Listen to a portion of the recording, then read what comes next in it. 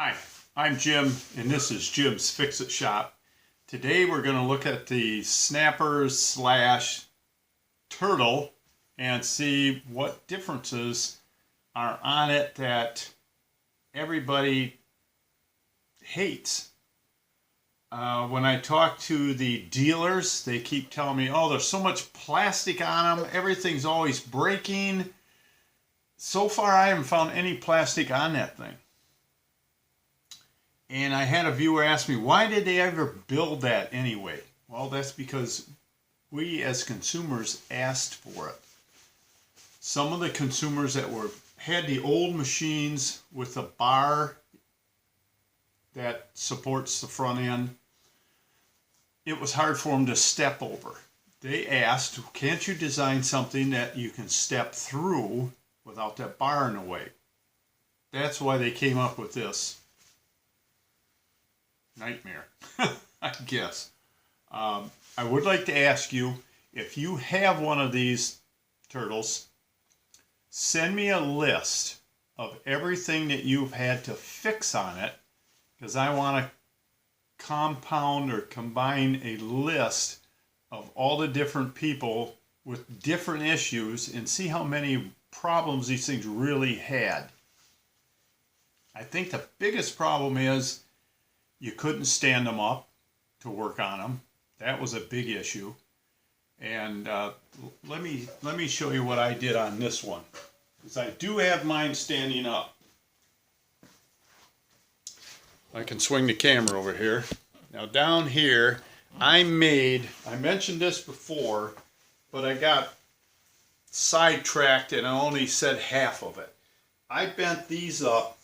I kind of patterned them after the bumpers that are on all the rest of the snappers. I bent these up out of thick wall 3/4 inch conduit. And when I stood this thing up, you can't really see it, but this one here, I've got a piece of 1/2 inch plywood underneath of this, so it's stable.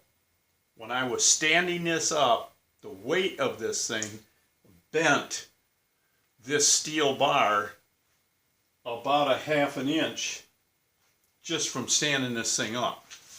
They are, as far as I can tell, a lot heavier than the old snappers. I talked to a friend of mine that works at Briggs & Stratton, and he said these are not meant to be stood up. That's why they don't come with bumpers. Nor do they want you to stand them up, because of this structure right here for the front end. It has rack and pinion steering, and it pivots like the old ones did for uneven ground. But this structure is so heavy that it's top heavy, and they have had them tip over. So they don't manufacture or sell bumpers for them anymore. You have to make your own. Now when I made these, I made them longer than the standard ones because I knew this thing was top heavy. But as far as what all the dealers are telling me, this thing's got so much plastic on it, it's constantly breaking, I don't see any plastic. None on this thing. The rear end, the drivetrain down here, I've been told is the exact drivetrain that's in the old machines. They still sell the old machines, but not in this country. They still building them. They sell them in Europe, just like the 2012s and older. They still manufacture them. That's why it's going to be easy for them to get away from these this spring. They're coming back out with those. They're already making them anyway. Now what I have found on this thing that's a bunch of plastic and a piece of crap is the engine. I want to show you a few things on that. Now I have had a viewer send me a picture of his, and he called it the turtle. So we'd all know which machine we're talking about. That's the only reason I've done that. He has a standard full-size 10-horse engine. just like the old machines did. We all know what they look like.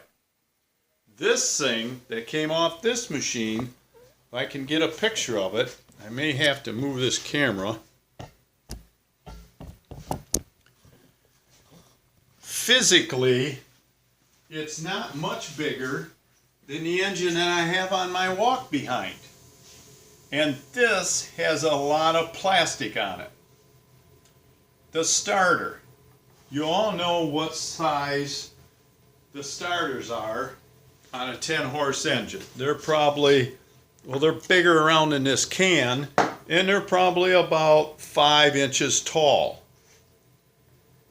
This is the starter that came off this engine. Pitiful thing. What was wrong with this machine when I bought it from Jason is it wouldn't start. So I came home, I bought it, brought it home, got looking over it, and I wondered, why is this pin sticking out the bottom of the starter? This little pin sticking out. Because that just don't look normal. So I pulled the starter off and I turned it over and looked at it. And that's not a pin sticking out, it's the bottom of the armature. The bottom half of this starter was a black plastic cap that held the armature so it would spin properly. I took the starter off, I got out my 1/2-inch hammer drill, I put it on drilling, not hammering. I took the top off the engine, I put a socket on this nut. This thing started right up and ran pretty good. I mowed most of my yard with it. I didn't have any problems. Everything worked good. But there's a lot of issues with this I want to point out to you. If you have one of these. The guy I talked to, I'm not going to mention his name, told me that this is a entry-level machine. And I'm assuming he said that because of the engine. Now the guard on the top, it's plastic. Most of them are. The shroud around the engine is plastic. Most of them are. The fins on the top of the flywheel are not casted into the flywheel out of cast iron. They're plastic. The gear on the bottom of the flywheel for the starter to mesh into is not casted into the flywheel. It's not a steel ring. It's plastic. The starter gear, the gear on a starter is plastic. Most of them are, but they're heavy duty. This thing is pathetic. To go to buy one of these, they're $150. You can buy a standard starter for one of these other engines for like $39, $38 off Amazon. I am not paying $150 for this. I'm going to have a friend at work make me a new bottom for it out of aluminum, and we'll put a brass insert in it to hold the base of the armature. So we're going to try and fix this one. The coil looks like most of them, same size. It's got the wire on it for grounding. Your stator, this is a stator out of a 10-horse engine. Dual voltage, charge the battery, run a headlight. You ready for this? This is the stator that's supposed to charge your battery. I can't imagine getting enough voltage out of this to keep the battery charged. The only thing I see that's actually massive is the muffler, or I should say standard. More plastic. The carburetor.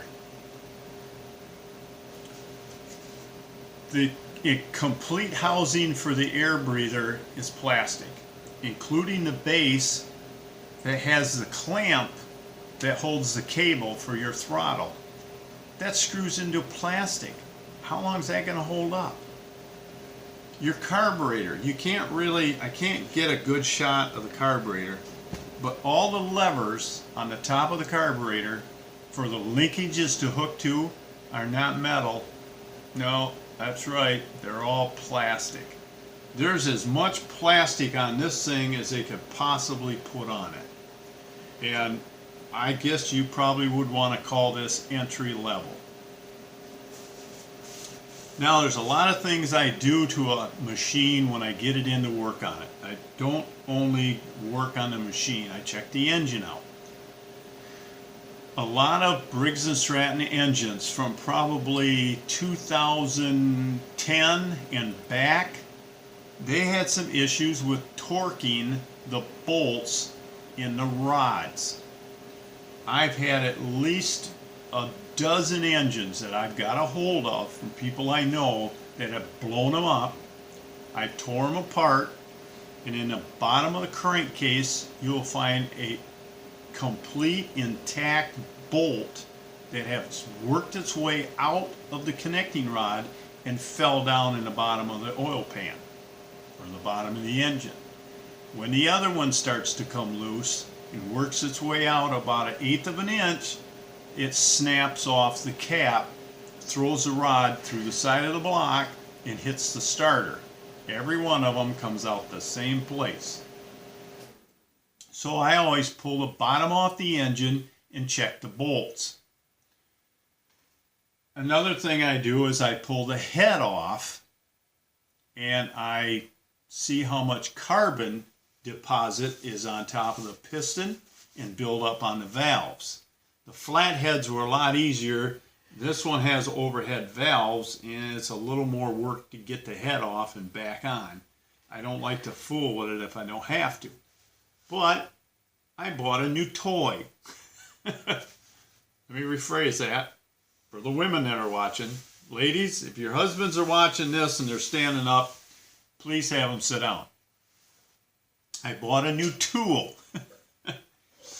It is what they call an endoscope. And this one is Wi-Fi. I'm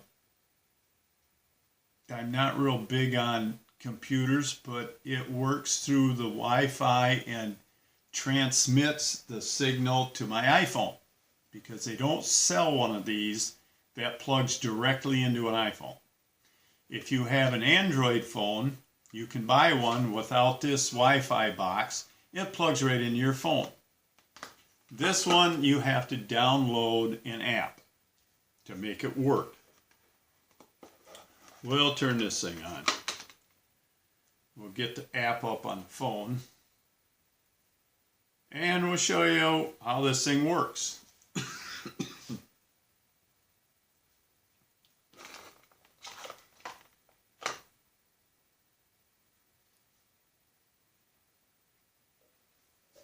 Here's the picture I'm looking at. And this is the camera.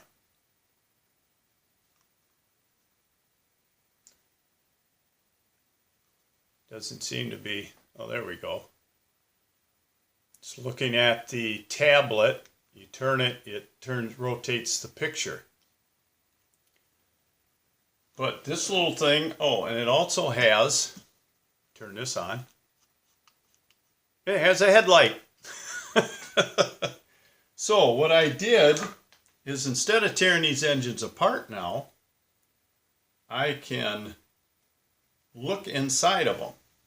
Now here, and you can also take pictures when this thing is working, or you can do a video. And this is a video I did on this engine. If I can hold this thing steady. This is inside the engine. That bolt you're looking at is the bolt on the connecting rod right there. It's kind of hard to maneuver up inside the engine. There's the bottom of the dipstick. And you swing the crank around. You got to be careful you don't crunch the camera. You can find the bolt on the other side of the rod. And you can look at anything inside the engine you want to. Now we came out of the drain hole and we're going to go around and go inside of the spark plug hole and look at the top of the piston, which looks extremely clean to me. You can see the cylinder walls don't have any deep scratches or scarring. I'm rotating the camera. I'm trying not to make you seasick here. Great little tool that'll save me a lot of work. I don't see any carbon on that piston to even mess around with pulling the head off for. You can even read the numbers on the top of the piston. Try to keep the glare off here.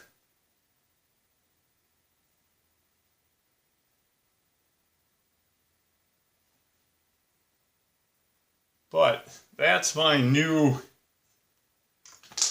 toy for working on engines. It'll save me a lot of work. I don't have to pull the bottom off this one.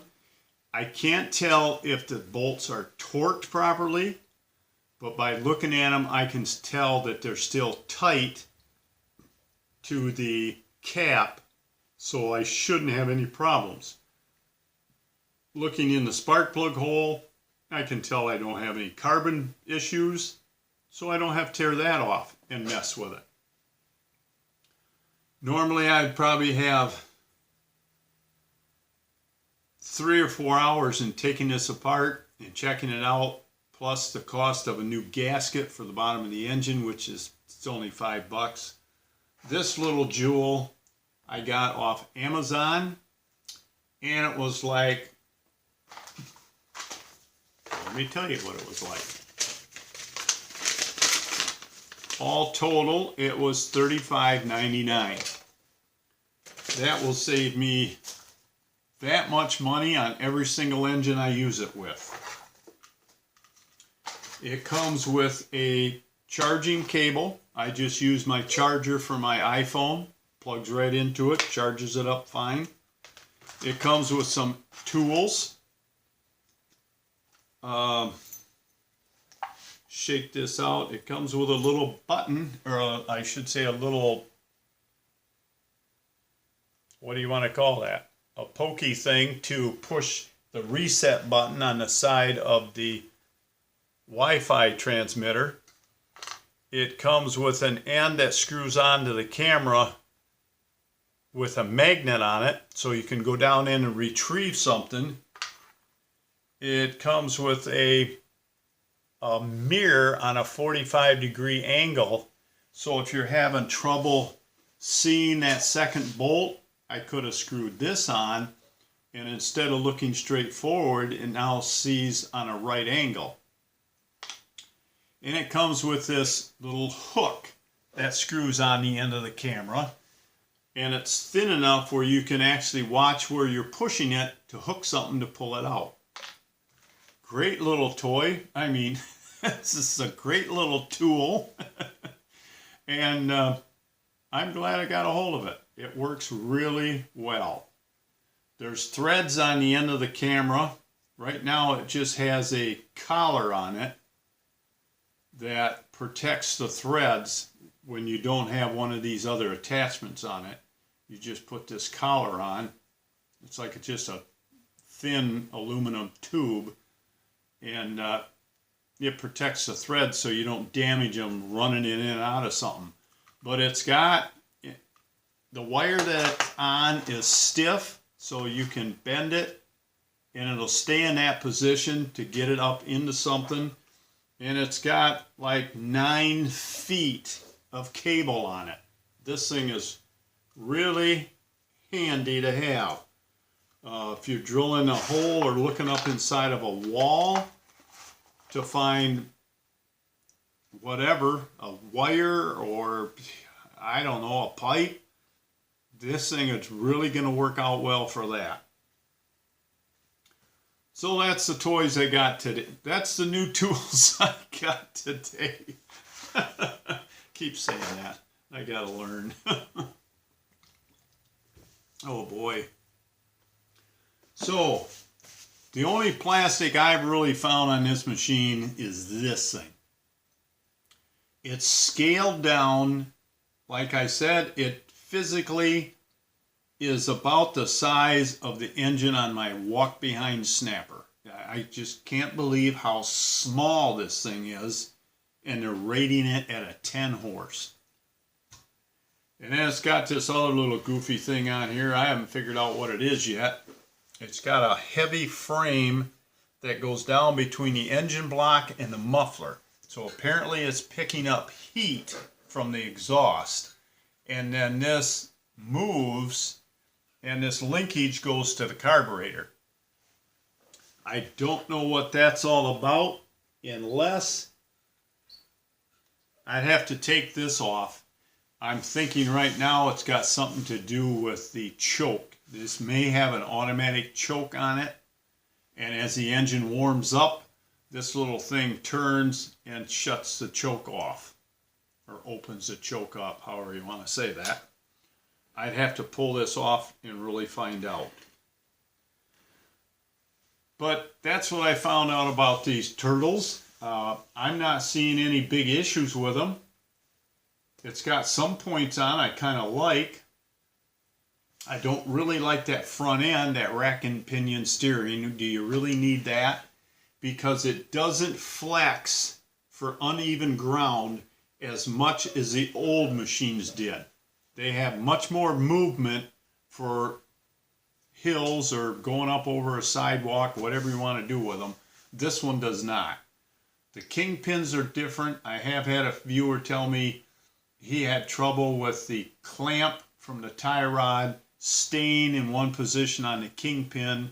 If you hit something, it would spin the tire out and knock it out of alignment. Another problem I've heard they have is the ignition switches are shorting out and quitting. One viewer told me he had to get the third one he got from the dealer works. He hasn't had any trouble with that one, but it was under warranty.